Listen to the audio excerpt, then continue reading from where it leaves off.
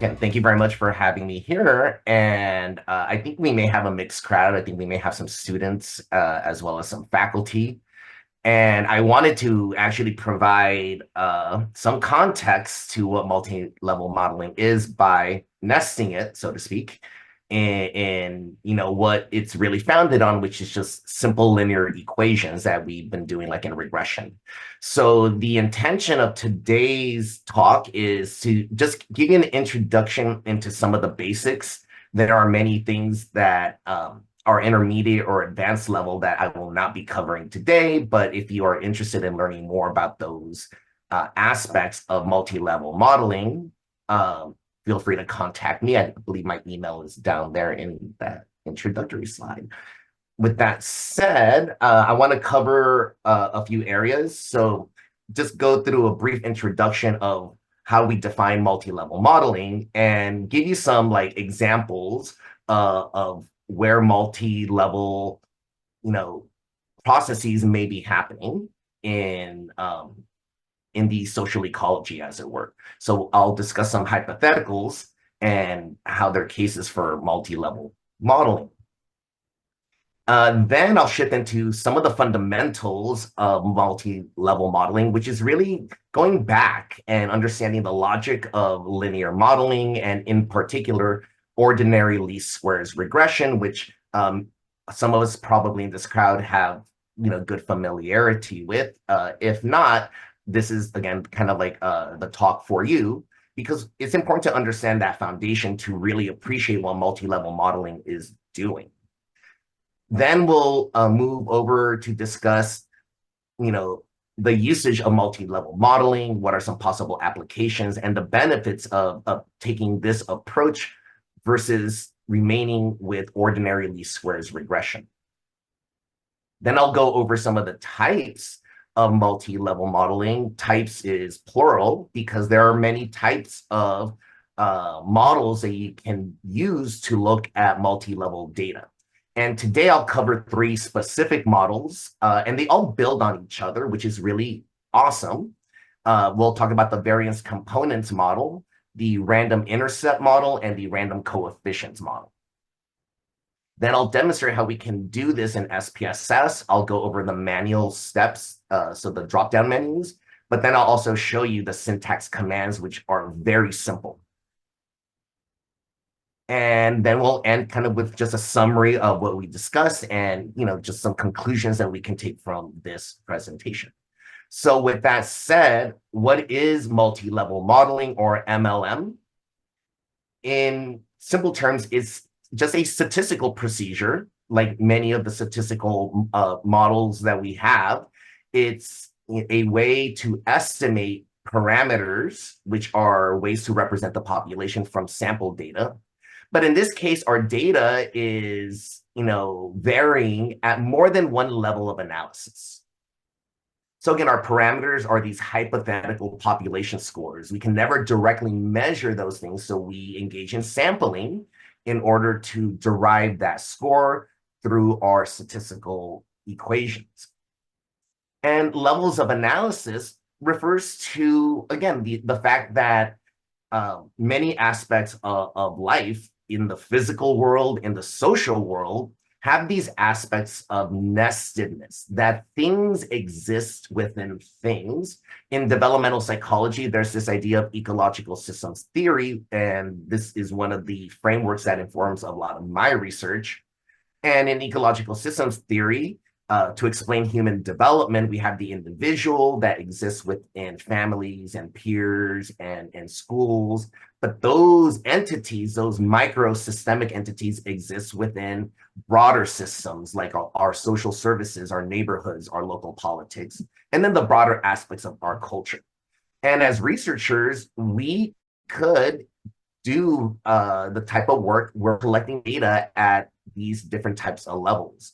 And then the question is, how can we, once we implement this into our research designs, how can we actually analyze that data?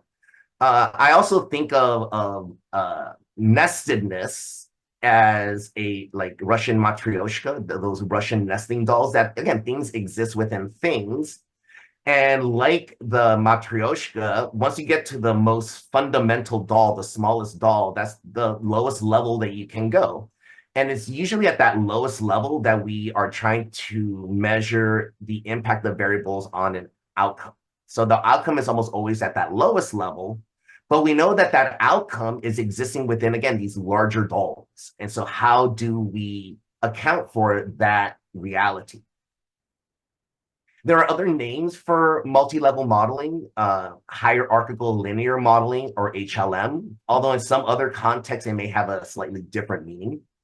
Linear mixed effects modeling, or just mixed modeling, nested data modeling, or random parameter model. Although I would argue that that last term has to do with a more specific type of multi-level model rather than a generic kind of term. And there are many real-world applications for the use of MLM in criminology, in epidemiology, demography, political science, in psychology, which is my field, public health, and in education research. Multi-level modeling is a popular analytic tool. So what are some examples of multi-level modeling? And we can discuss at least two hypotheticals. We can imagine, for example, that there are two research teams, they're in different parts of the country, and they're collaborating on a project to see if an intervention that they develop can lead to favorable attitudes toward the use of in vitro fertilization, or IVF treatment. And in this research, they have a control group and a treatment group. So they're doing an experiment. But data or the moment of exposure to the intervention happened in January 29th of 2024. But then the data we needed a 1 month waiting period before we collected the data. And the patients happened to reside in California and Alabama. On February 16th of this year, Alabama Supreme Court declared that embryos are legally children. And we're already seeing that this is impacting the way that doctors who provide the service are doing their work. They pause in vitro fertilization in many areas. And there were people who were in the middle of this treatment and they're in limbo. So we can ask, okay, this thing happened in the middle of our experiment. We know that our participants come from California and Alabama. Our control and treatment groups are nested within these states. Although we can't directly measure the impact of the legislation on our outcome, is there still a way to account for the fact that, technically speaking, the control and treatment groups are in two different states that have drastically different reproductive legislation laws? A second example, it's a little closer to some of the work that we're doing in Build Poder and at the HERE Center, is the idea of preparing undergraduates to do research in STEM fields. And so we can ask a research question about the impact of these, undergraduate preparation programs. And so you can think in this hypothetical that there are researchers interested in measuring the extent to which their training program has prepared undergraduates to become people who will succeed in science-related careers. And the researchers have access to this large data set that came from one university. And the data set contains demographic information as well as other pertinent student-related data, like their college major, and whether the students are part of a training program or not.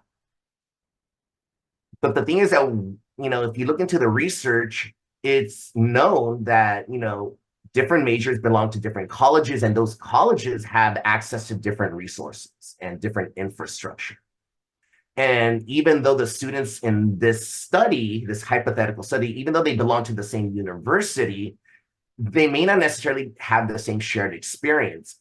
Perhaps students within the colleges, because their majors are closer to each other, perhaps they share more in common than students outside of their college. So knowing that this is a reality of the system in which the students reside and for which we're collecting data from, can we actually measure the impact of research training programs on science preparation, knowing that these students belong to different colleges within that same campus, and they're likely to have different shared experiences.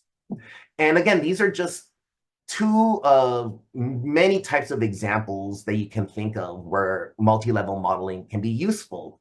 In criminology, the study of fear of crime may differ across different regions of a city because different regions of the city may have different rates of crime. In epidemiology, the spread of a disease may differ depending on populations. All of these are cases where multi-level models could be of use. So what is a model when we talk about multi-level modeling? And a model is not a beautiful person, at least not in the context of statistics. A model is simply a mathematical equation that we use to illustrate a relationship between different variables or different quantities.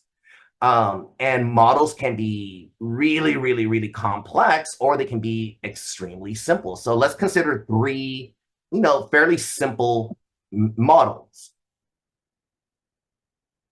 2 + 2 = 4. We all can wrap our heads around that, and that's a model. It's saying that a quantity of 2 plus another quantity of 2 will equal a quantity of 4. That's all this model is expressing, and yet it can be applied in many real-world contexts, and it is. In statistics, we have what we call a mean, or the average. And we can come up with a model for that too, because all we're doing is, adding up all the scores we have from however many participants we have and dividing it by that number of participants. And we can express that through a model. X bar is our average, and the average is equal to the sum of all of our observed scores divided by the number of observed scores. And we can express that, in list format and, apply this data set, if you will, to this model. And using this model, I know that the average of this set of 10 numbers is 5.4. Deviation scores are another model. Once I know the sample mean, that gives me some information about how each individual point relates to that mean. And a deviation is simply a difference between the two. And we can express that as deviation equals E. E is simply, error or deviation. And again, it's just a score, an observed score minus the mean from which that score came. And we can also put that in, tabular format. We've created a data set of sorts. So now let's say that this data set that we're playing around with, let's say that it's actually responses from 10 participants. Xi is the observed score, the ith participant, right? We have 10 participants. And we have their individual scores and their deviation scores. And these are derived from a question: how prepared are you to engage in scientific research? And I can take this information and create a visual representation. It doesn't matter where the grid or the axis is. I could have easily plotted this on a horizontal axis, but for visual purposes, I plotted it on a vertical axis. And what's really important here is, just noticing that, first off, this horizontal line is kind of, there's no x-axis. So the only reason it's there is so that I could put these points and show that you can map their deviations. These dotted lines, these are all deviations around the mean based off of the point's location on the vertical axis. And so I just randomly spaced them out so you can just easily see the errors. And you'll see that you have an equal amount of error above the mean and an equal error below the mean. If I were to add up those errors, the pluses and minuses would cancel each other out. And this is, in many ways, you'll see at kind of like the heart of not just OLS regression, but then multi-level model. What we're really interested is the relationship between that mean and those errors. And how can we take advantage of that information to learn about the relationship between a set of variables and our outcome. Sorry, I have a lot of windows open.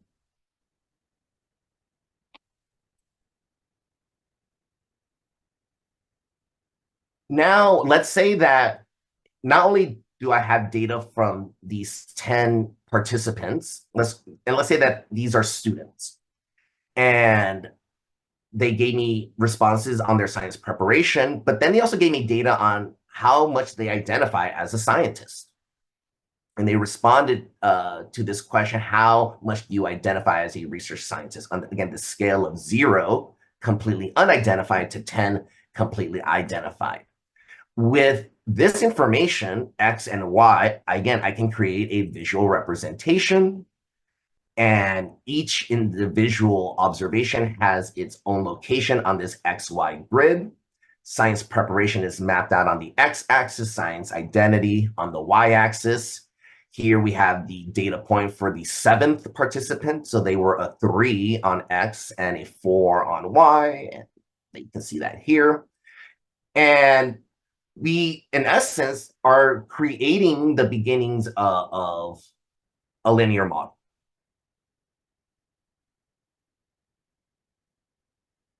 Now, let's say that I have a research question. Does science preparation predict science identity? And I have this data set. And again, these are the same data points that you saw earlier. I just shrunk the circles a little bit, so things are a little cleaner.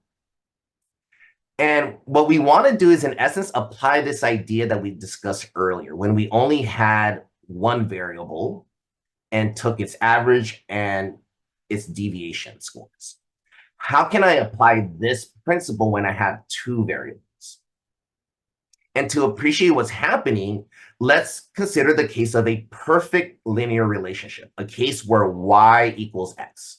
So the moment that you know x, you automatically know y. If x is 1, y is 1. If x is 7, y is 7, and so forth and so forth. And if I were to map this out, it would look like a bunch of dots that look perfectly aligned. And then I can take an average of sorts, and try to map out the deviations by trying to find a line of best fit. And that line of best fit, again, happens to fall on all of those points because, again, y equals x. And so what you see here is that we can have many configurations of these lines. And what we're interested, again, is that average in relation to any deviation scores. And in this perfect linear relationship, there are no deviation scores. And again, that'll come out in the model.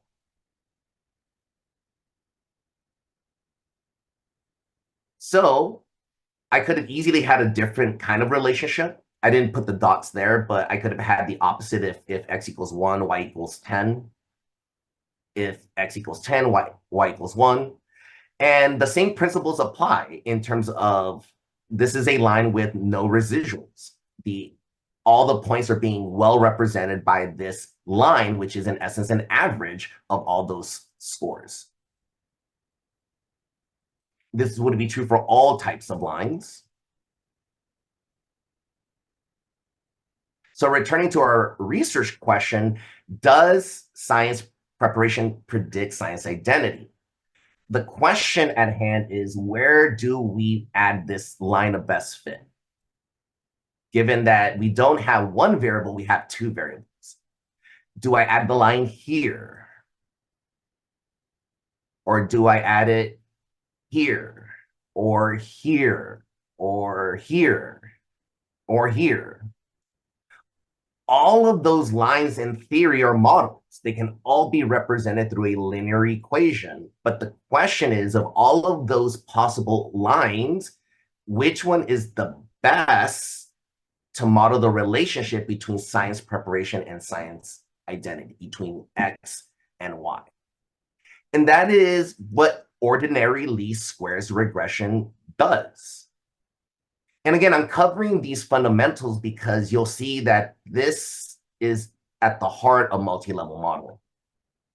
Ordinary least squares regression, again, let's go back to our simple equation, y equals x. If you know x, you automatically know y.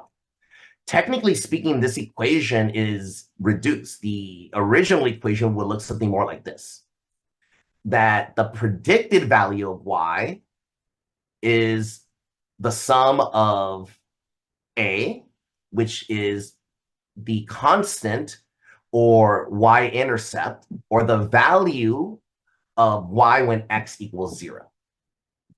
We then also multiply or add that with the product of the slope, also known as the weight.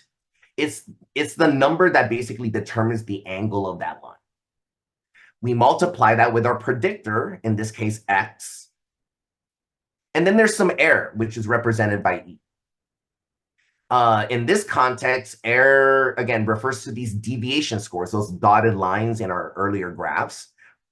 In other contexts, especially in multi-level modeling, we call this residuals. And in some journal articles, you may hear this term referred to as a disturbance term. They all mean the same thing. It's all of those deviation scores around the line of best fit. And now you know that, again, in the context of these two variables, that line of best fit is the average relationship between the two. And so in this example, you could easily see what all of the values are for all of these coefficients. I don't need to actually do the math. I can visually see it, because if y equals x as it's plotted here, I know that the y-intercept is going to be 0. When x equals 0, y is going to be 0. So a is 0 in this equation. I also know that the slope is 1. How do I know that? Because for every 1 unit change in x, there's a 1 unit change in y. Here, there's a 1 unit increase in x, and then is followed by a 1 unit increase in y. So that slope remains true throughout the entire length of this equation or this graph, and would go on toward infinity.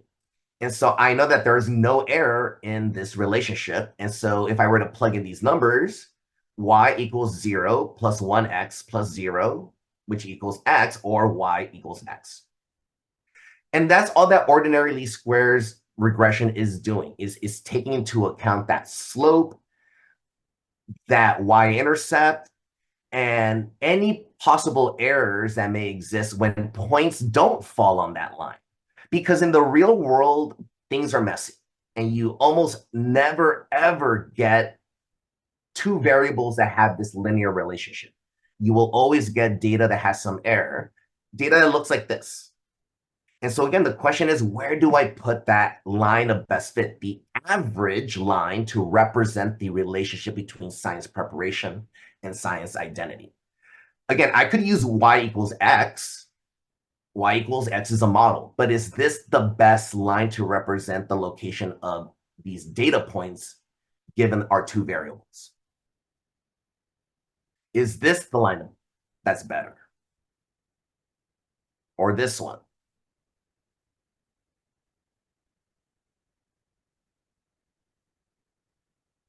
Again, all of these are possible contenders.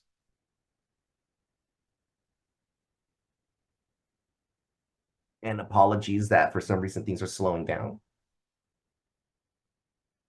And so what we're going to be doing basically is taking advantage of what ordinary least squares regression does, and we're going to calculate what A, B, and E should be given the location of these data points. And I'm not actually going to go over the mathematics, but just know that these are the formulae from where these coefficients come from. So to get the slope, what we do is that we take the correlation between science preparation and science ID and multiply it by the quotient of science preparation over science ID, or their standard deviations, I should say.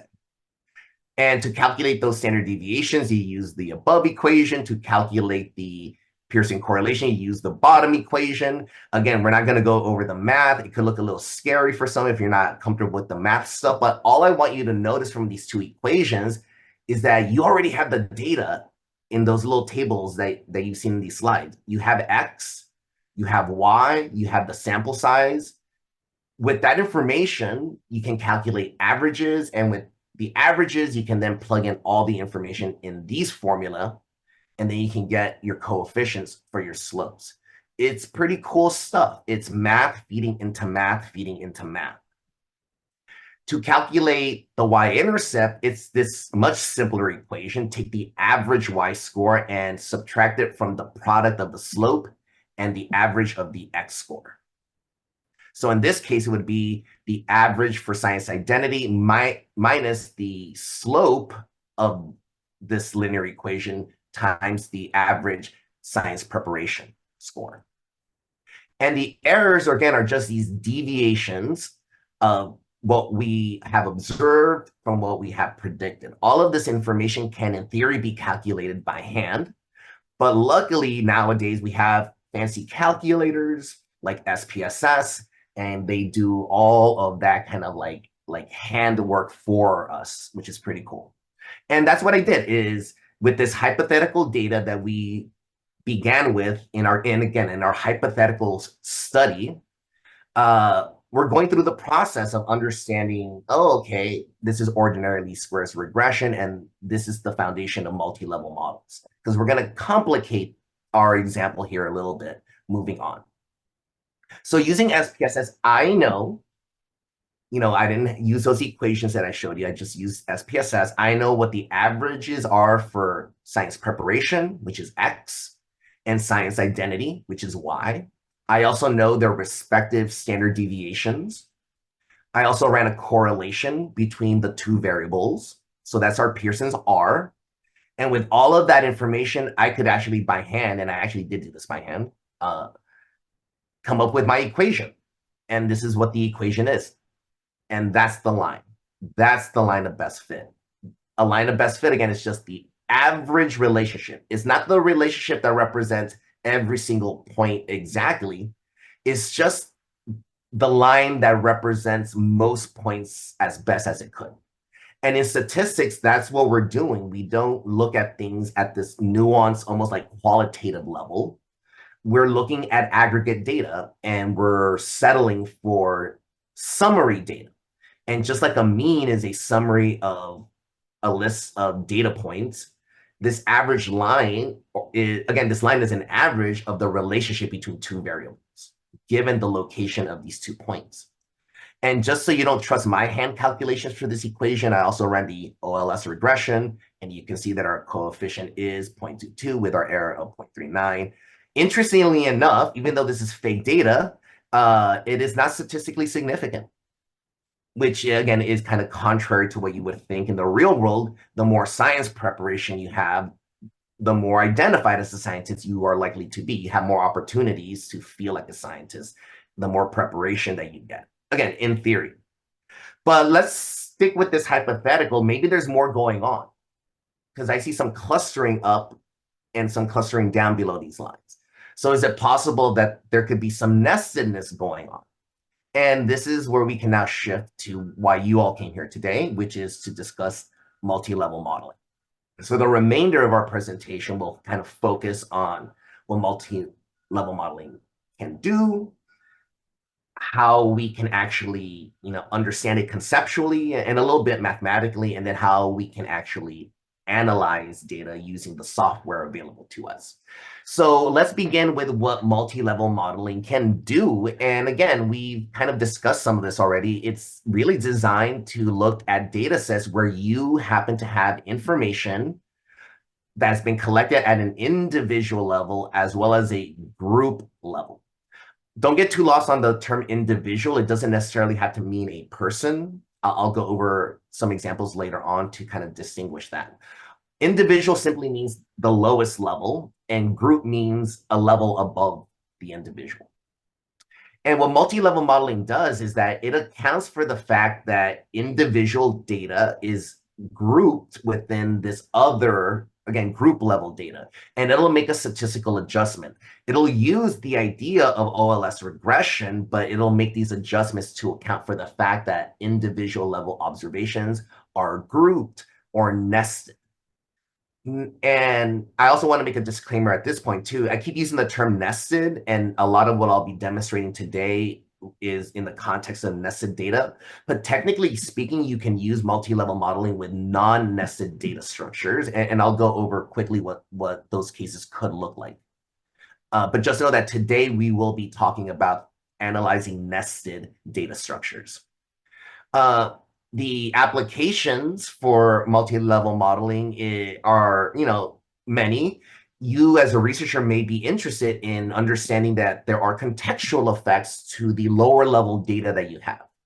Remember that the dependent variable in this model is always measured at the lowest level. So as a researcher, you are probably interested in understanding how other predictors at that same level, that relationship is nested.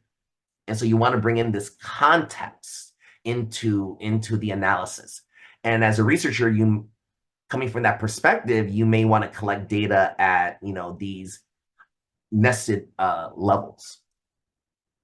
The most popular type of multi-level model is what's known as the two-level nested data structure, which again, you can easily see displayed here in another hypothetical data set. In this data set, we have 7 students that belong to 3 different schools. You see that student 1 and 2, they go to school 1. Students 3, 4, and 5, they go to school 2. And students 6 and 7, they go to school 3.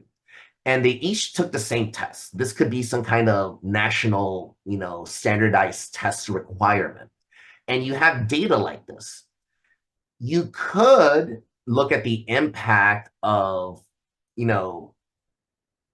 differences in test scores among schools using a single level model, but it doesn't account for the fact that, wait a minute, these schools aren't created equal. An OLS model, a single level model, assumes that these schools are indistinguishable, that their variances, that all the things that are happening within are the same. But we know that not all schools are created equal. What if school 1 is in a very rich neighborhood versus school 3 that's in a very underfunded neighborhood?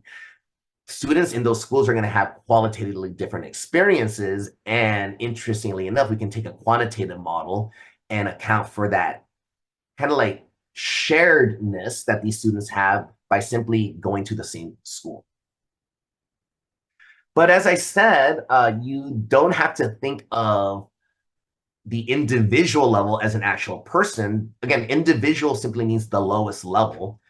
Perhaps you have research that's, longitudinal, where you've collected data points from the same participants at different time points.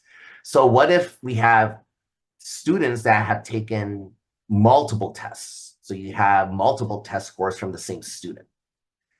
You have, in essence, in this example, 3 students.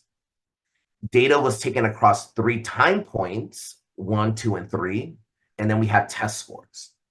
And you can use multi-level models to look at this kind of relationship, where the individual level is time, and the number of observations are nested within each student. And what's interesting about this kind of analysis is that you'll notice, I did this on purpose, that student 1 only took the first 2 tests, student 2 did all 3, and student 3 only did the first and the last. So you have some missing data there.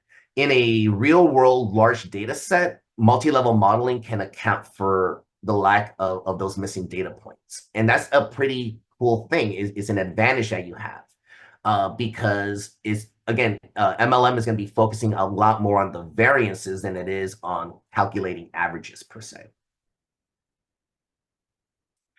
But then we have these non-nested data structures. Again, we're not going to be discussing those today, but you could easily have a situation where you have data where you have students. So this is our same 7 students going to those 3 different schools. But maybe, like student 1, they live in region 1 and go to school 1. Student 1 and 2, they go to the same school, but student 2 lives in region 2. And so you have these situations where you have cross-classification happening. Multi-level models can account for this kind of data structure. And then you may even have situations called multiple membership, where you may have students that actually live in more than one region. You may have a student that comes from a divorced family, and when they're with mom, they live in this region, and when they're with their other parent, they live in that other region. So you may have students that, again, live in more than one region, so they're in more than one nest or group. And so we can look at those types of data structures as well with multi-level modeling. So these are the many types of applications available to you, which opens up the possibilities for the types of research questions you can ask, knowing that these tools are available to you, that there is a way to analyze data that come from a research design that is cross-classified or repeated measured, or something as simple as just a two-level nested structure. And the benefits of multi-level modeling is, again, that unlike OLS regression, which will underestimate those error terms, those variances, multi-level modeling is less likely to do that when you account for grouping effects. And so you're less likely to do these type 1 errors and think that you found significant effects that probably aren't really significant. They may be significant only because you've underestimated the actual error terms by using a single level model versus a model that accounts for grouping. Again, as I stressed earlier, multi-level models let you look at data that is quote unquote individual and contextual, but what's cool is that you can also look at their interactions. So you can see how things that are happening at the individual level interact with things happening at the contextual level. The idea of moderation that we have in ordinary least squares regression, where we create interaction terms, that same logic gets translated into multi-level modeling. Again, this is why I wanted to go over a little bit of OLS before jumping into MLM. And MLM, it does focus on average relationships. It gives you that line of best fit, but it's also modeling the variances. And OLS regression isn't really focused on modeling those variances, those error terms. And by modeling the error terms that are associated with grouping variables, you technically are creating a cleaner model. You're reducing the noise that allows you to hear the signal in what is otherwise, again, usually very messy data. As I stressed earlier, the most common type of MLM is the two-level nested model, and that's what we're going to be covering right now. And there are different types of two-level, nested data structures that you can analyze. And I'm going to cover 3 of the most popular ones. Basically, for many reasons, again, it's most popular, but they also build upon each other. And so you'll see the logic just building upon itself, and how all of these things are really related, again, to those basic ideas that we encountered in OLS regression. We're going to talk about what's known as the variance components model, or the VCM. And this, in essence, is allowing us to compare groups when there's no predictor in our model. We just want to see the impact of the grouping variable on the dependent variable. Again, the level 2 variable's impact on the level 1 outcome. And it does this by creating what's known as a variance partition coefficient. In other contexts, it's referred to as the intra-class correlation.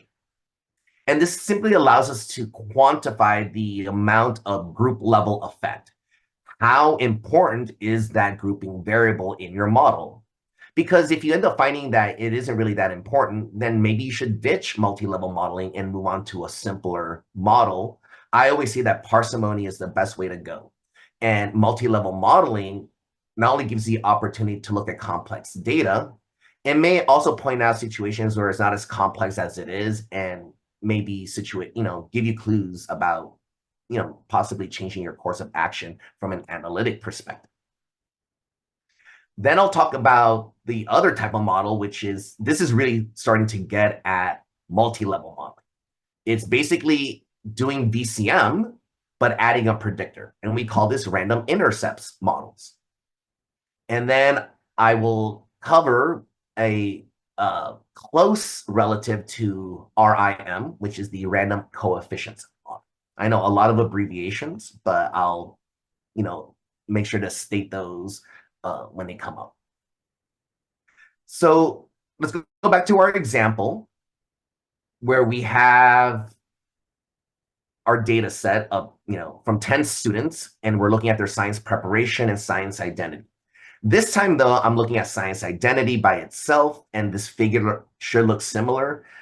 Again, it's just modeling the average and the deviation scores. Simple, not even OLS regression stuff. It's just the basic arithmetic underlying OLS regression.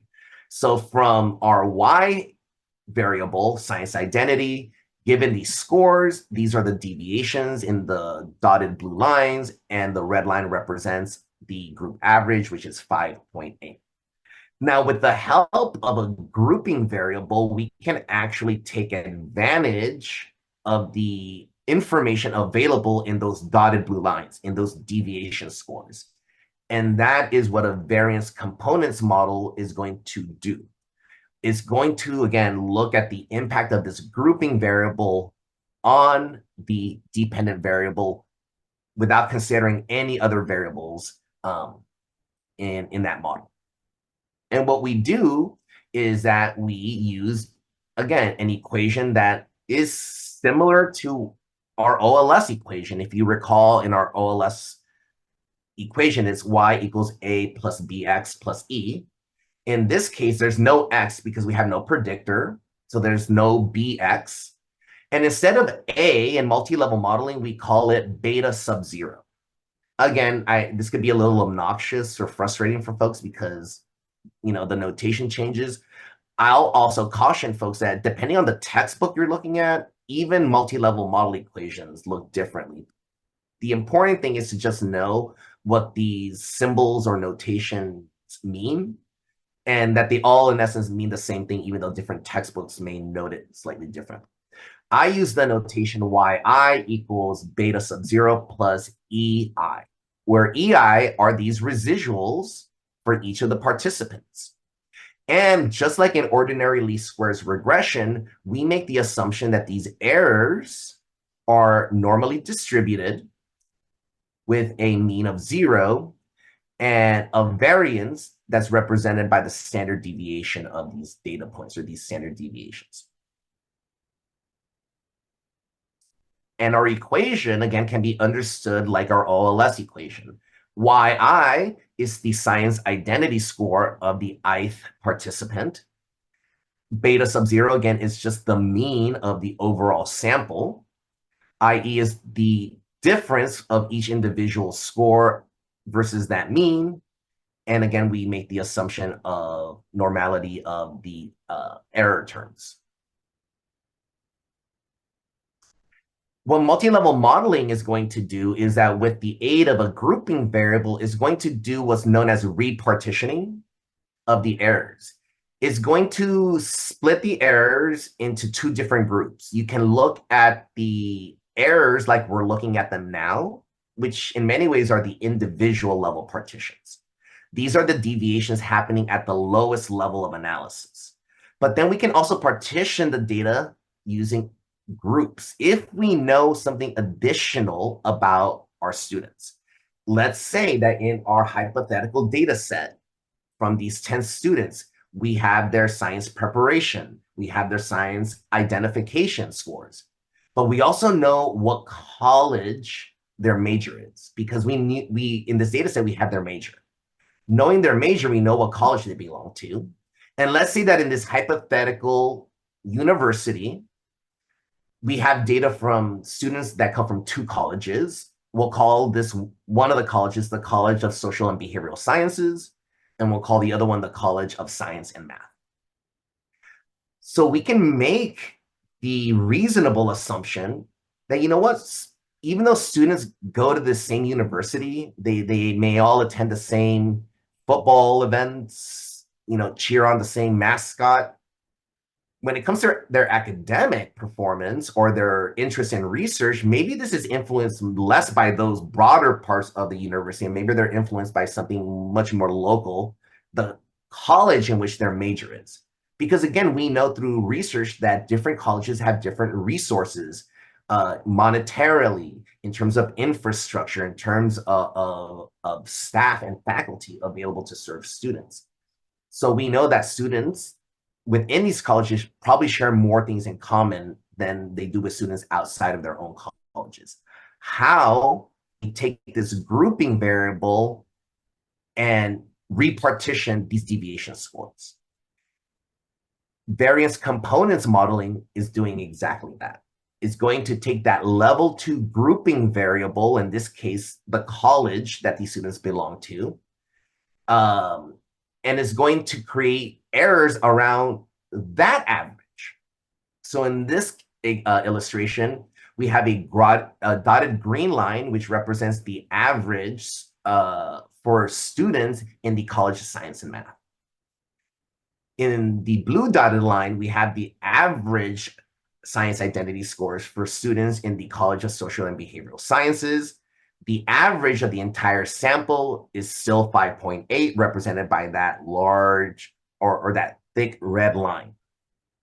And what you're seeing here is that the grouping variable is producing group-specific means and group-specific residuals. Again, the dotted line that's horizontal and those little dash lines with the arrows from the individual data point to their group.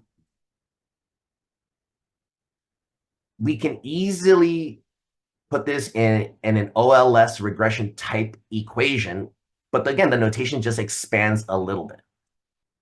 And so in this situation, what we have is that we have y, which is or I should say y sub ij. In other words, we have individual observations being predicted, but these individuals are within group J.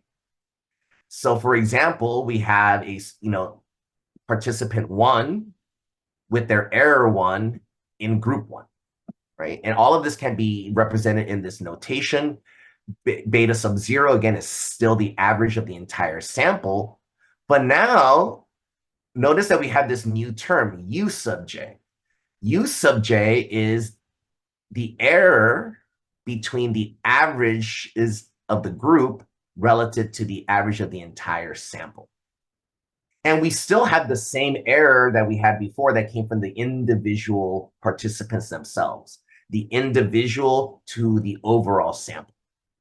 What's pretty cool is that we make the same assumptions about the residuals between the group means and the overall mean as we make about the assumptions for the residuals of the individual scores to the group mean. In other words, the errors at level 2, like the errors at level 1, are assumed to be normally distributed. If I were to take the average of the pluses and the minuses, it would be 0. And the standard deviation, or the variance, I should say, would be represented by the sum of squares, or the standard deviation of these data points. And here again, we have kind of the definition of what all of these are. Y sub ij is the science identity score in this example of the ith participant in the jth group. And we have 2 groups with 5 participants in each group. And all of those can be represented in this notation. Our mean, again, is beta sub 0. And then we have a level 2 variance term, U sub j, as well as the original level 1 variance term, E, this time I sub j, because we're accounting for their groupedness. You can also know how the mean science identity for whatever group, whether it's group 1 or group 2, is going to be captured in the coefficients beta naught or beta sub 0 plus U sub j. In other words, the mean plus the residual at the level 2 residual. We're going to take advantage of that information about the variance at level 2 and the variance at level 1, and we're going to calculate our variance partition coefficient, also known as the intra-class correlation. And what the variance partition coefficient does is that it's quantifying the variance that is associated with the grouping variable. In other words, is my grouping variable really important in terms of having an impact at my level 1 outcome? Is something at level 2 impacting something at level 1? And the way to interpret your VPC is that whenever there is no variance happening at level 2, in other words, the standard deviations are 0, then your VPC is also going to be 0. In other words, there's no grouping effect happening. And so this may be a clue that, you know what, there's no need to use that variable in a nested model. Maybe a single level OLS regression will do. But you could easily have a situation where you have no variance at level 1, and that tends to create a figure that kind of looks like the one on the bottom right, where, yeah, there's no within group difference. All the green dots fall on their line and all the blue dots fall on their line, but there are clearly two different groups. There's a grouping effect. Nestedness actually explains this relationship, much more so than other predictors happening at level 1. And again, usually we don't have these perfect kind of situations. Rarely is our VPC 1, and rarely is it exactly 0. It's usually going to fall into something in between. But that's in essence how you will want to interpret this coefficient. The higher that number is, the more likely my nested variable means something, that there's something happening there. With this information, I can calculate the actual variance partitioning coefficient based off of our hypothetical data set. And what I did is I used SPSS, and these are the estimates. This is basically the standard deviation, the sum of squares at level 1, and then the level 2 variance. And I simply just input these numbers into our model.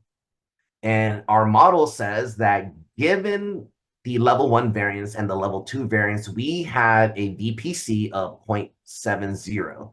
That's pretty close to 1. It suggests that in this hypothetical data set of ours, there's perhaps a claim for a grouping effect. Something at level 2 is impacting my outcome, which is at level 1, which is interesting. We would think that the only thing that should be impacting something at level 1 would be another level 1 predictor. But no, in multi-level models, we don't make that assumption. We make the assumption that nestedness can happen. And this is what our variance component model is suggesting. But we want to go deeper. We actually want to run the model because we want to calculate the actual equation. Using SPSS, this is the model that we came up with. Our variance components model is, we'll label it model 1. Notice that there are no predictors in this model. So the only thing that's fixed is the intercept. And the intercept, again, is the value of that group's mean when a certain value equals 0. In this case, though, we don't have any predictors. So the intercept is limited to the only thing we do know, which is the average score of our outcome. So our intercept is fixed. But what we allow to vary, or what we call our random effects, are the variances happening at the individual level between the dots and the larger mean, but also the variances that can happen between the dots and their group. And then the question is, again, where is a lot of the variability happening? Because usually it's where the variability is happening that we see why we have certain effects on our outcome. And what we find is that at level 1, we have a estimate, a variance estimate of 1. And it's statistically significant. We run a test where we assume that there is no variance, so the variance would be 0. And so in this sample, a level 1 variance of 1 is significantly different from 0 at p less than 0.05. But interestingly enough, there, despite the pretty good intra-class correlation, the effect of the grouping, the variance of the grouping variable, the level 2 variance, is not statistically significant from 0. This falls within, the confidence interval that we would have for this data structure. So I would conclude in this situation that it might be best to look at this from a one level, single level model. There's nothing really kind of going on in terms of a level 2 effect on my level 1 outcome. But of course, that may change if I add predictors. When I add predictors, we get something like this. And again, this is our earlier figure where we have our line of best fit from our OLS regression. And what we're going to do now is we're going to step up our variance components model to the next level, which is a random intercept model. And a simple way to think about what a random intercept model is, conceptually at least, is the idea of taking OLS regression and combining it with what we just did with the variance components model. And that equals random intercepts model. In other words, we're going to apply the idea of a variance component model to partition data that we plotted originally using a single level OLS regression. We're going to take this single level relationship, and now we're going to ask, does this relationship change once I account for the fact that some of these dots are in the College of Science and Math, and some of these other dots are in the College of Social and Behavioral Sciences. Here's the notation for our equation.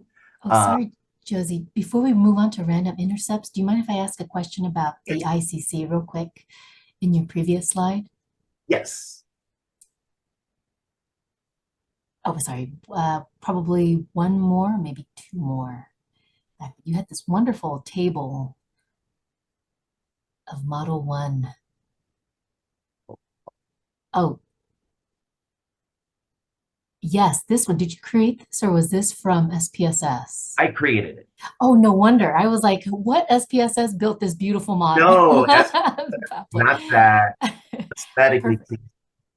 Exactly. And I will I will say that the VPC or the ICC is really critical. I'm so glad you're going over this because in previous papers, for example, when we've been asked to either run OLS or multi-level modeling, we've used the ICC to provide evidence of whether or not we should do nested models in the first place. Is it worth it? If the ICC is low, maybe not. Right. So that's something that you can have in your back pocket to respond to reviewers. And Josie, if you can go back one more slide. See that gray table, that definitely looks familiar from SPSS there, the parameter. Can you walk through, just, are these, from the descriptives and running the just, So this came from running the mixed model, which I'm going to demonstrate. So I'm actually going to show you how all of this happened using the menu system and the syntax commands. oh, that's brilliant. Thank you. Okay, you've telegraphed my question then. Thank Of you. course.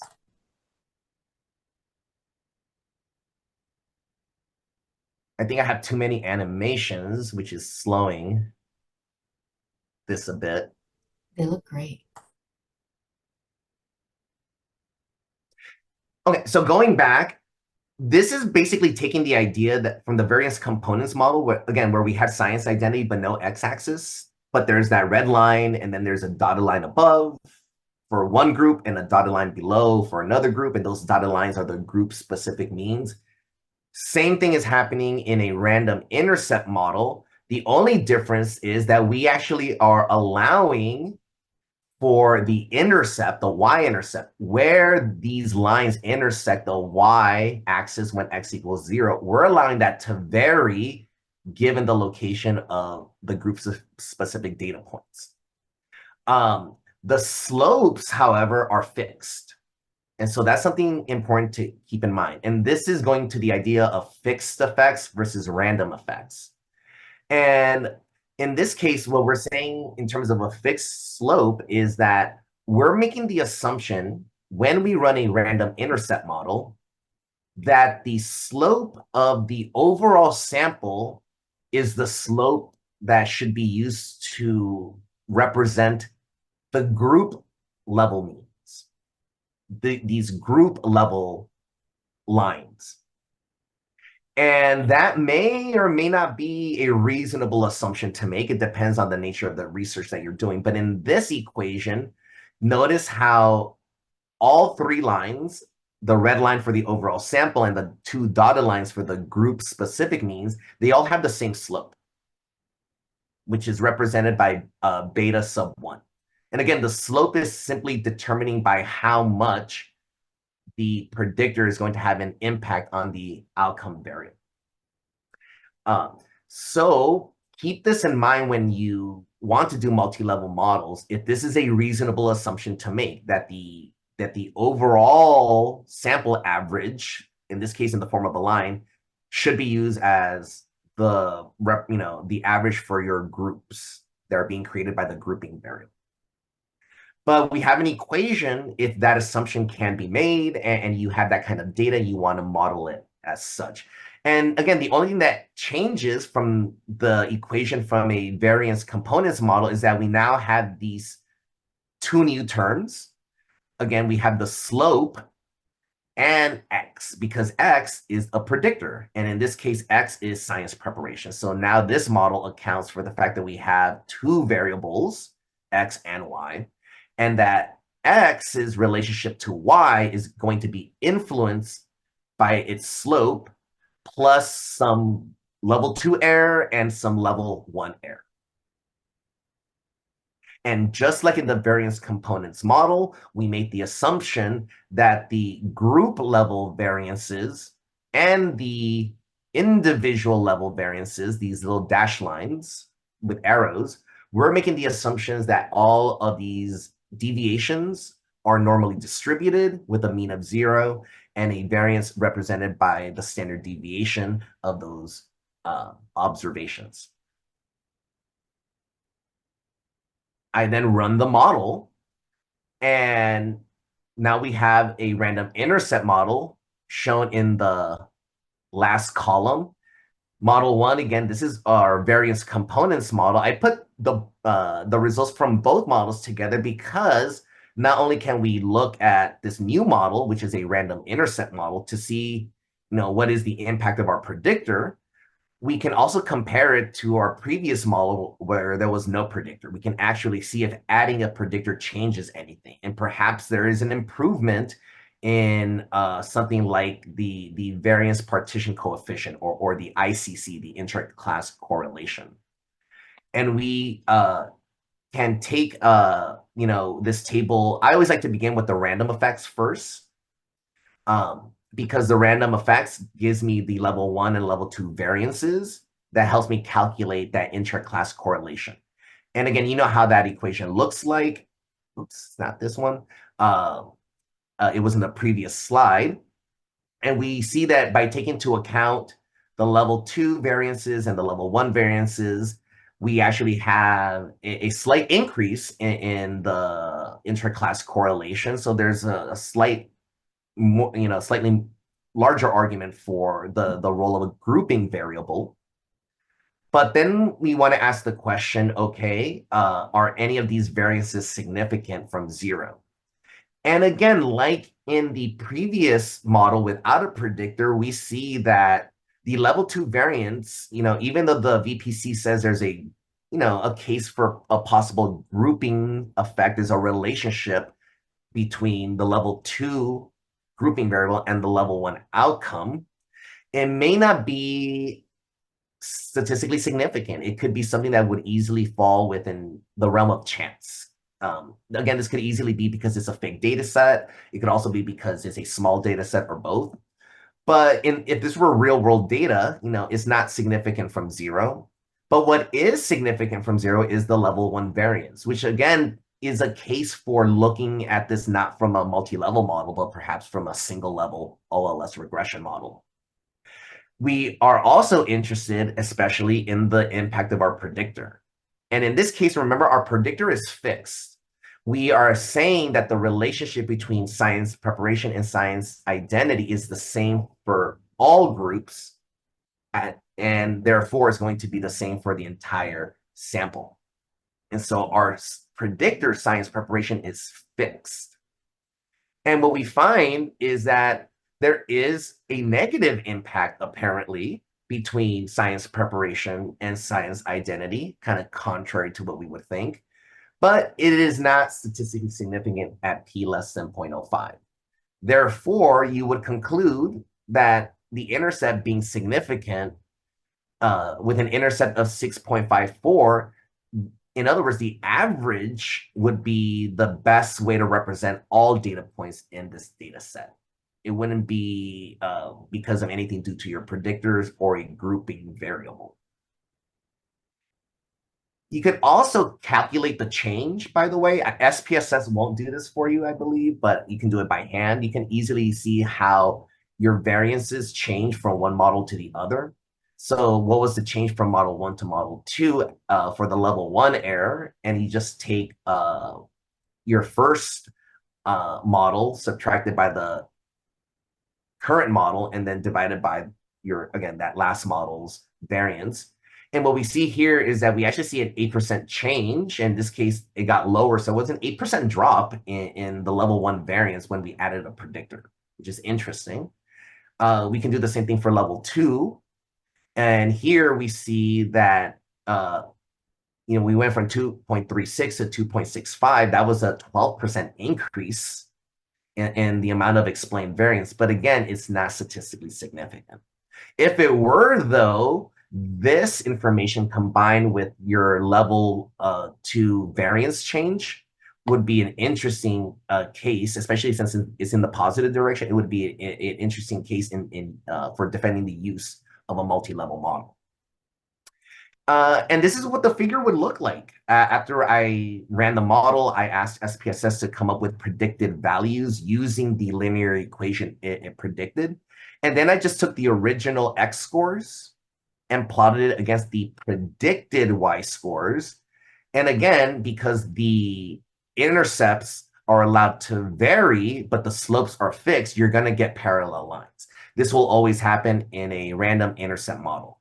You'll never see non-parallel lines. If you do, something happened.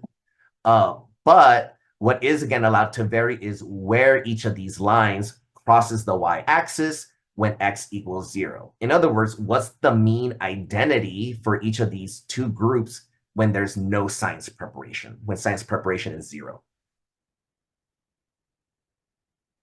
All right, and moving on to our last model. And technically, there are two ways to do this last model, what's known as the random coefficient model. It's also known as the random slopes model, and I actually prefer that term a little bit more. Although perhaps random slopes is also a more specified term, because there are, again, two ways to do what we call a random coefficient model.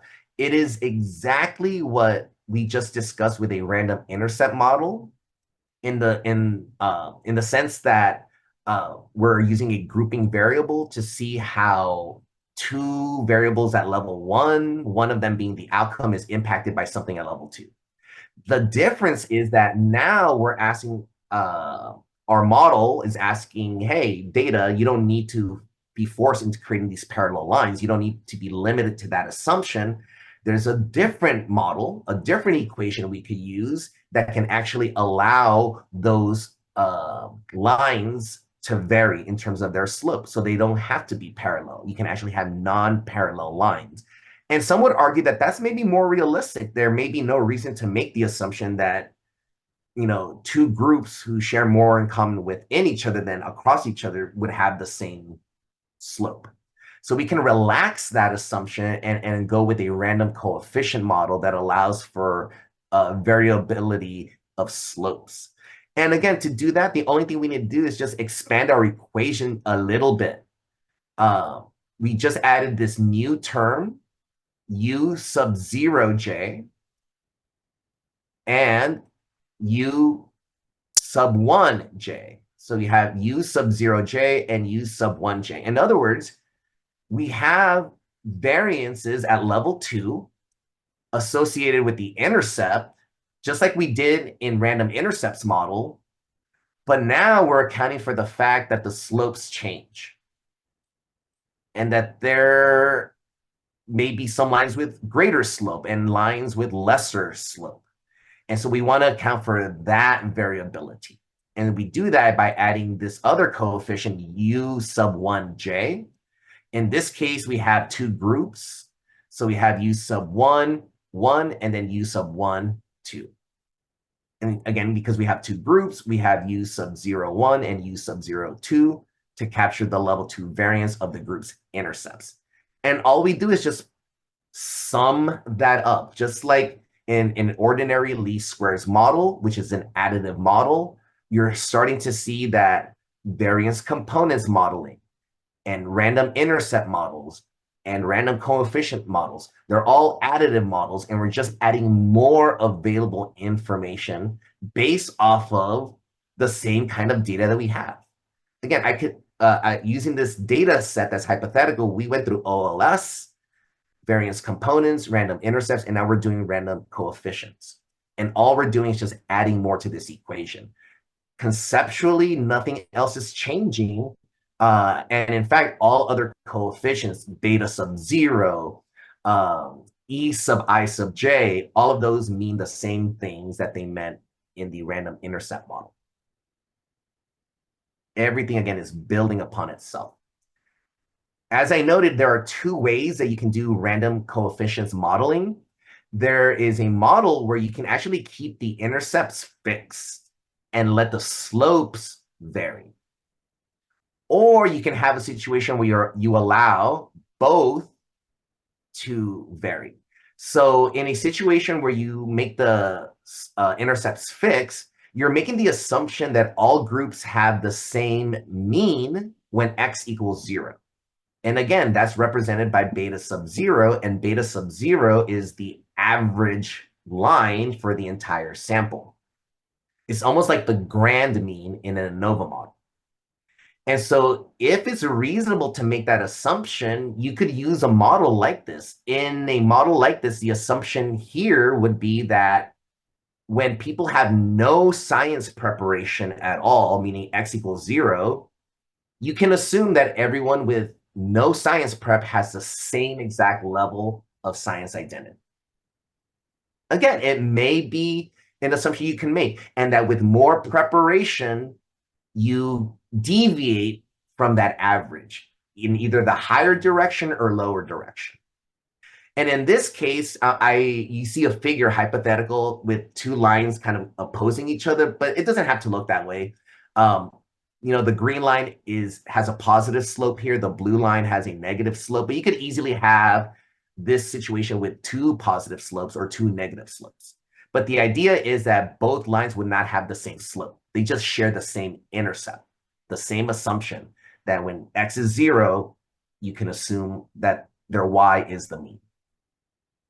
In a random coefficient model with random intercepts and random slopes, which some would say maybe this is more realistic, especially in the social sciences where things are much more messy, we can run a model where we assume that when x equals 0, the groups have different means. And that mean may or may not be the group mean beta sub 0. So in other words, with science preparation being at 0, with no preparation to be a scientist at all, you can't assume that both groups have the same level of identity and or that level of identity is equal to the overall identity of the sample. And again, that might be a more realistic assumption. In other words, people are beginning from different places. In the previous example, you're making the assumption that people begin at the same place, and with greater increases in x, they change. With this approach, you don't make that assumption. You're saying that at the beginning, they're at different places, and as they move upward in x, there's change and there may or may not be crossover. Again, completely different assumptions that are being made that may be relevant to the research questions you're asking. Using SPSS, I ran this random coefficient model with a random slope and fixed intercepts. Again, there's no predictor in this model because science preparation is no longer fixed. We want that slope to vary. And so now it's now the errors associated with this are going to be partitioned into the level 1 variance. And again, we interpret all of these coefficients just the way that we did the previous two models. You see a drop in the variance partitioning coefficient or interclass correlation. So again, it's still decent, but it did drop from model 2. You also see that the level 1 variances increase from model 2 to model 3 by 11%. And the level 2 errors, though, they dropped from model 2 to model 3 by 97%. I mean, look at that. It's really, really small. But needs coefficients are significant. So there's still nothing happening here. The only thing that's happening is that the intercept is significant. And the intercept is the average of the entire sample. And what this model is saying is that all of these data points are better represented not by any predictor or any grouping variable, but by the average of the outcome itself. And SPSS produce a figure like this, which is exactly what we would expect.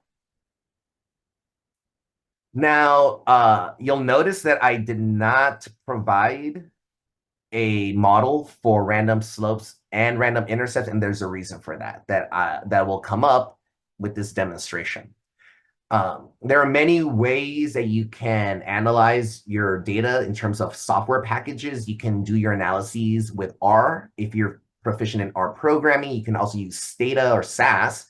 I will cover SPSS because it's available to us here at CSUN, and it's also user-friendly, and a lot of us probably already have some prior experience using this particular package. So the focus of this demonstration, which actually is not going to take too much longer, but I understand if you need to leave, we have this recorded, so no worries. The focus of this demonstration is, again, how did I produce all those figures and tables? I'll walk you through that. We're going to go over the variance components model, again, which is simply just, usually you're interested in your outcome variable with no predictor, and we're seeing if there's a grouping effect. We're then going to do a random intercept model where we take the idea of the variance components model, but now we bring in an x-axis, which is a predictor. The slopes are fixed, but we allow the grouping lines to vary along their own unique variances. And then we're going to go over the random coefficient model. The demo will involve both the drop-down option as well as the use of syntax commands. So at this point, I'm going to transition to SPSS. So just give me a second here.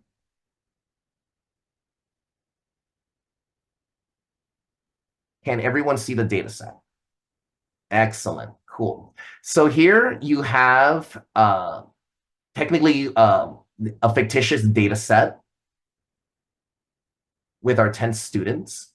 So all, those tables that we began with, the data's here, nothing's changed. Technically, these are things that I calculated after the fact to create figures, and I'll show you how to calculate those as well. But all that I needed were these 3 variables to do the analysis.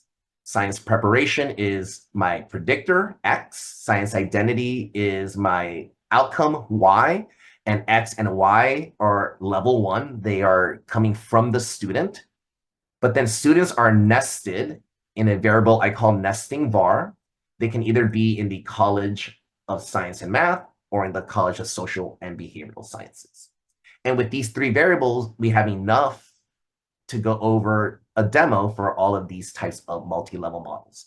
So to do a variance components model, what you would do is that you would go to Analyze, and you would go to Mixed Models and Linear.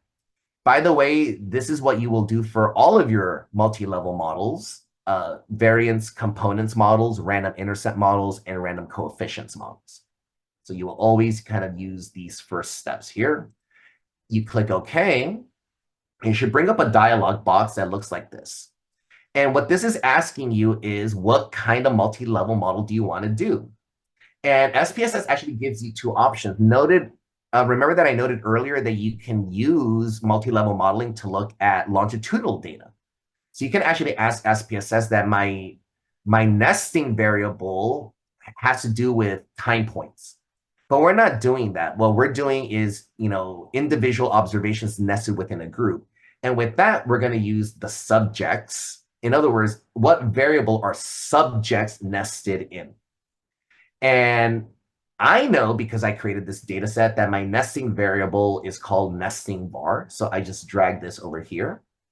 You could put more than one grouping variable, by the way, or you can do a grouping variable with also a repeated design. Those are much more complex, not only research designs, but then analyzing the data itself. But we're going to stick with just the basics, and we're going to go with a single grouping variable that's cross-sectional, not longitudinal. When you're ready, you hit continue, and it'll pop up a dialog box that might look a little familiar to those of you who do a lot of linear regression. Here is asking what is your dependent variable that you're predicting. Again, this has to be your lowest level observation. And I know that the lowest level observation in this data set is student science identity and their science prep. I'm interested in how science prep predicts science identity. So science identity is my outcome, so I put in the dependent variable box. Now you have two options. When you put in predictors, you can either treat them as a factor, which assumes that it's kind of like a categorical variable, or you can add it as a covariate, which assumes that it's a continuous variable. We won't do that just yet because this is a variance components model where there are no predictors. So we're actually going to leave these blank for now. We're going to go to fixed, and we're going to confirm something. We want to confirm that the intercept is included. This is in essence beta sub 0. So we want that calculated. Want to go to random. And at the moment, we're not adding any predictors, so there's nothing to add in terms of a random effect in the model. But what we do want to do is that we want to tell SPSS to treat our nesting variable as a random effect. So whatever variable you're using as your grouping variable, make sure that you ask SPSS, treat this as a random effect. So move that there, you hit continue, and you're good. Go to estimation. These are the algorithms that SPSS will use in order to converge on a model. When you have especially complex data, you can't do these calculations by hand anymore. You need to use computers to run these different iterations. And there are different types of estimators out there. I recommend using the maximum likelihood estimator, although others suggest using the restricted maximum likelihood. We're going to go with the maximum likelihood just to keep things simple. Hit continue.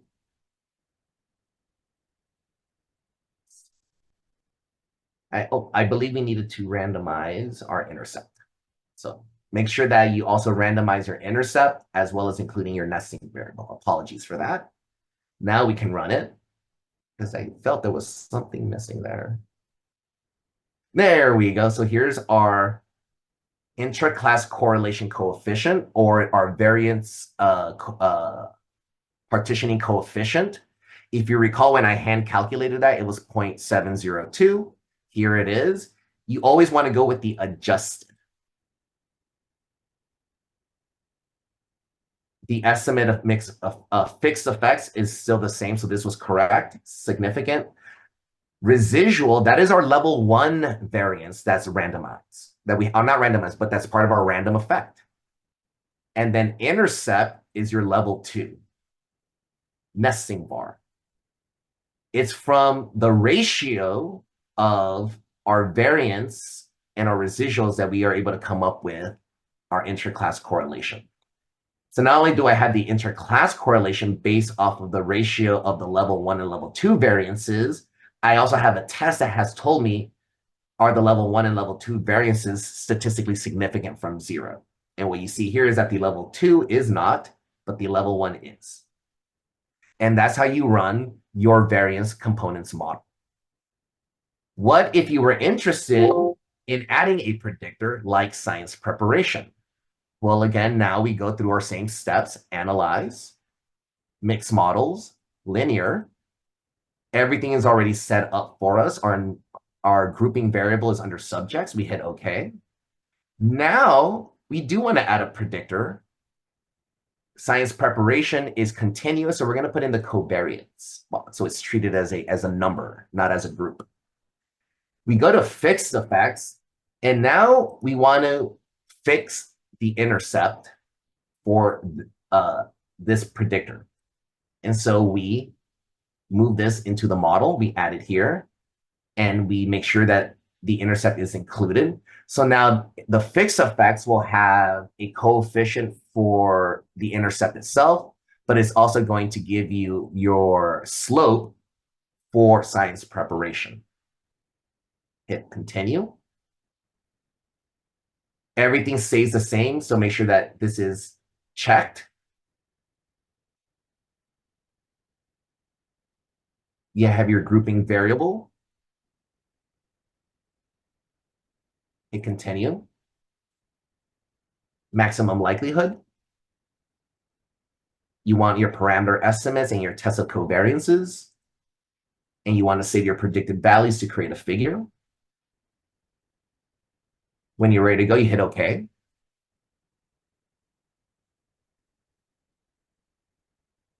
Ta-da! ICC of 0.741, just like we hand calculated. Our intercept is significant, but our predictor is not. It's not statistically significant. The variance associated at level 1 is significant. So there's something happening at the level 1 level, but the variance happening with our, the variance happening with our level 1 is significant, but the variance at level 2 is not. So again, things seem to be happening at the level 1 part of the model, not anything at level 2. And we have our equation, but again, it's not statistically significant. But perhaps we're making the wrong assumption. We're assuming that both groups have the same slopes. So let's go from this randomized intercept model to our next one, which is a randomized coefficient model with a random slope and fixed intercept. So again, we go to our tried and true mixed models, linear, science identity, our dependent variable, our covariate, no fixed effects, but we want the intercept, random, science prep, as a main effect.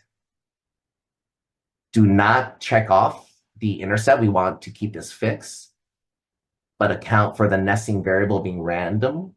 Hit continue. Maximum likelihood.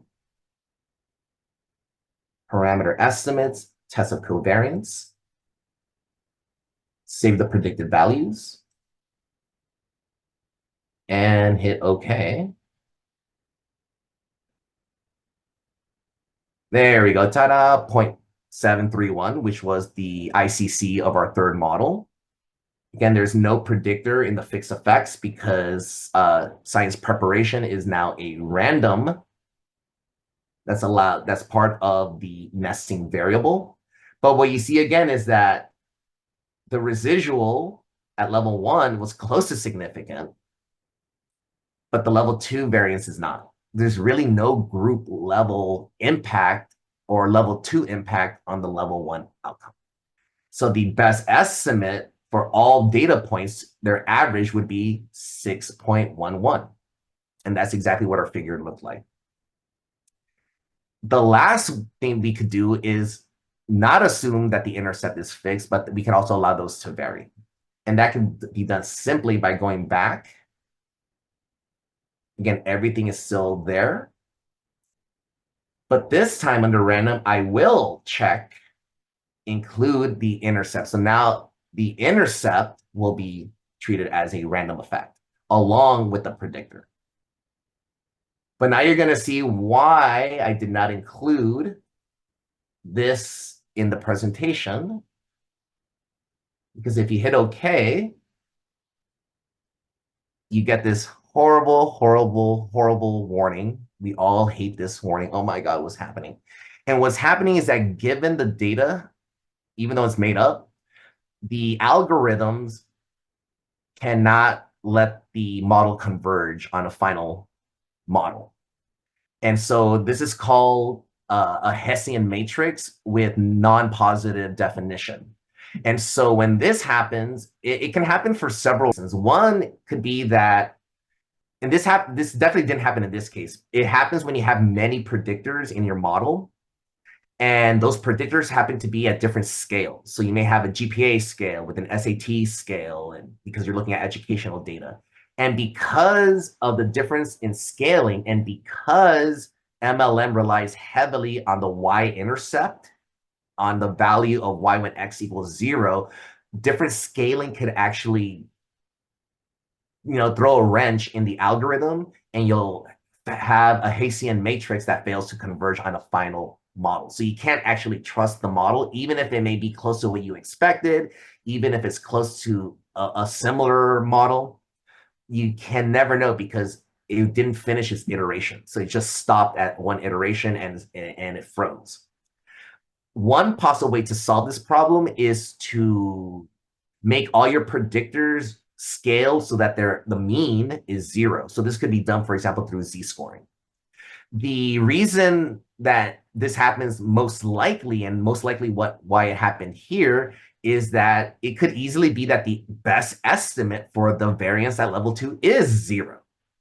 In other words, that there really is no variation in the data set happening at level 2. So the slopes, they probably don't really vary across individuals. And the random intercept itself, again, which is usually an average, it already captures all the variation. In other words, the addition of a predictor is redundant. And when you get this redundancy, it throws off the Hessian matrix that is used to calculate and converge on a final model. So when this happens, there may be some things that you can do. You can increase the number of iterations or the number of half steps. I tried doing all of those things. I could never get the Hessian matrix to converge. So when you reach this point, there may be like very little that you can actually do. And this may be a case for you to, again, ditch this more complex random coefficients model with random slopes and random intercepts, and go with a model with a few more restrictions, but that models your data a bit better. So how would you do this using syntax commands? Luckily, I already created the commands ahead of time, and they're very simple. Here we have our syntax command for a variance components model. All your mixed models are going to have mixed as the primary command, which is in blue. You always put your dependent variable immediately after fixed. In the fixed subcommand, we don't want any predictors, so there's no predictors here. The method is maximum likelihood. You're asking SPSS to give you the typical output, but you're also asking it to give you those tests of covariances to see if your level 1 and level 2 variances are significant from 0. The intercept is allowed to vary. And we have our nesting variable. And when you run this, you get the same output that you had when I did it through the manual commands. And why I like syntax so much is that if I want to do a random intercept model, which is the next one, all I need to do is just add science prep here and save if you want to save to create a figure. So I'll run everything. Let's see. I actually may need to change the syntax. Actually, hold on. Because I've been running a lot, I have all these. Actually, no, we can still run it. Never mind. I prepared this ahead of time. So let's run this. And we should get the test and a nice figure at the end. 0.741. That was model 2. Everything matches up. I did not get my figure. Oh, it's processing. Ta-da! The figure, you need to do some stuff to actually make it look a little prettier. So you can use the chart editor, double click. And what I like to do is if you right click, you'll get these options. I always like to put add fit line as subgroup.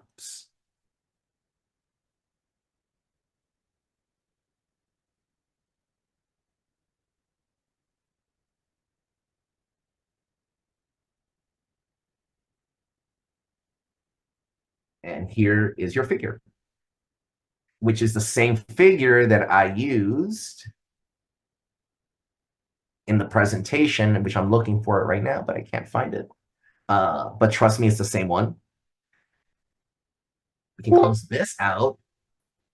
Random coefficient model with random slope and fixed intercept. Again, everything that is here is here. The difference now is that we, instead of intercept that's random, we just want our predictor to be random. We don't want it to be fixed anymore. We want it to be random. Still the nesting variable. Everything's the same. I run it.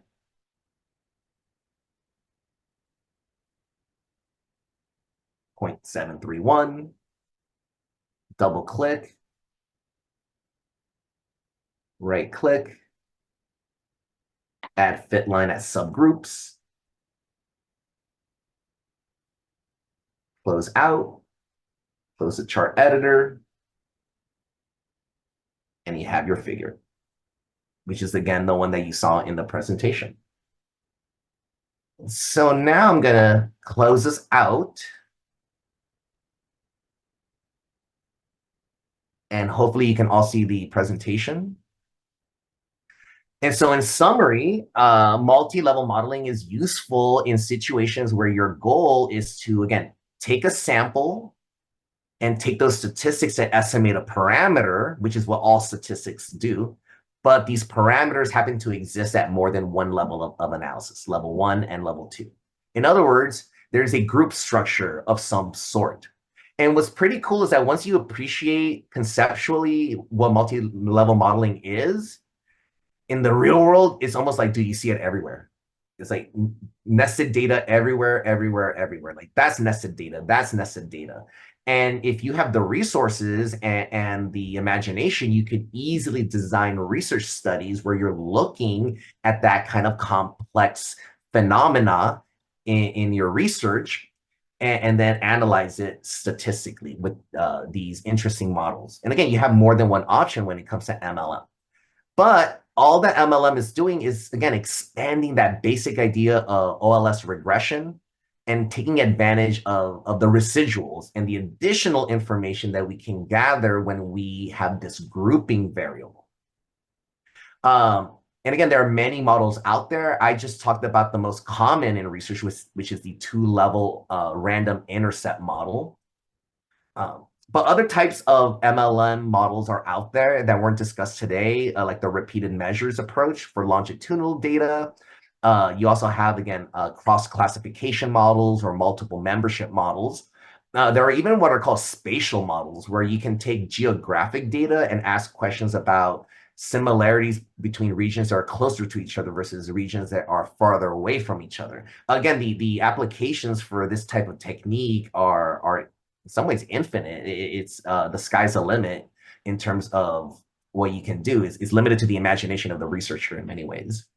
If you want to learn more about multi-level modeling, you can seek out many sources out there. There are tons of articles and textbooks, although I give you a warning that those can be pretty dense, especially the math heavy ones. They can be, pretty difficult to wrap your head around a little bit, especially if you're not math savvy. But then there are tons of videos out there. We're also recording this video and we'll make it available. So you can always go back to this video and look at some of the step-by-steps, or if you're interested in just refreshing yourself on some of the concepts, those sources are available to you. Know also that, even though we didn't discuss it today, anything that you're doing right now with ordinary least squares regression, you can most likely do it with multi-level modeling. So if you're doing dummy coding, if you're looking at moderation, if you're looking at mediation, if you're using transformations, interaction terms, all of those things that you're doing in OLS regression, you can move it over to multi-level modeling. In fact, some of those steps don't change at all. The way you would set up dummy variables is exactly the same way between both approaches, OLS and MLM. But then there are some things that only MLM can do. For example, looking at those cross-level interactions, looking at, an interaction term, not just between level 1 predictors, but you can actually create interaction terms between a level 2 predictor and a level 1 predictor.